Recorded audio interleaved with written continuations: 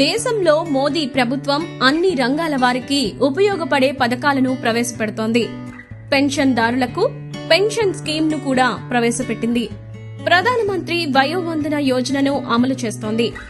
ఈ పథకం కింద లబ్ధిదారునికి పింఛను హామీ ఇవ్వబడుతుంది. ఈ పథకాన్ని కేంద్ర ప్రభుత్వం 26 మే నెల 2020న ప్రారంభించింది.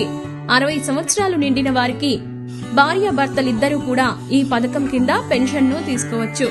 ప్రధానమంత్రి వయోవందన యోజన ఒక సామాజిక భద్రతా పథకం.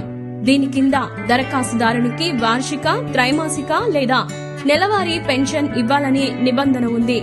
ఈ పథకం కింద వారు గరిష్టంగా 15 లక్షల రూపాయల వరకు పెట్టుబడి పెట్టవచ్చు.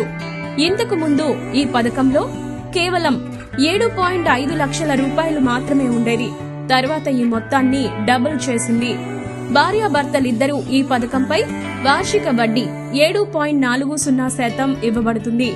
పెట్టుబడిదారుడు వార్షిక పెన్షన్ 51,000 రూపాయలు అవుతుంది.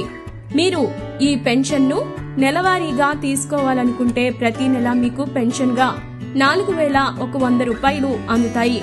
ప్రతి నెల 1,000 రూపాయల పెన్షన్ పొందడానికి మీరు 1.62 లక్షల రూపాయలు పెట్టుబడి పెట్టాలి. ఈ పథకం కింద గరిష్టంగా 9,250 రూపాయలు పెన్షన్ ను పొందొచ్చు. అయితే దీనికోసం మీరు 15 లక్షల రూపాయలను పెట్టుబడి పెట్టాలి. కాగా ఈ పథకం ద్వారా తెలంగాణలో దాదాపు 45% మంది సీనియర్ సిటిజన్లు ఈ పథకం ద్వారా లబ్ధి పొందుతున్నారు.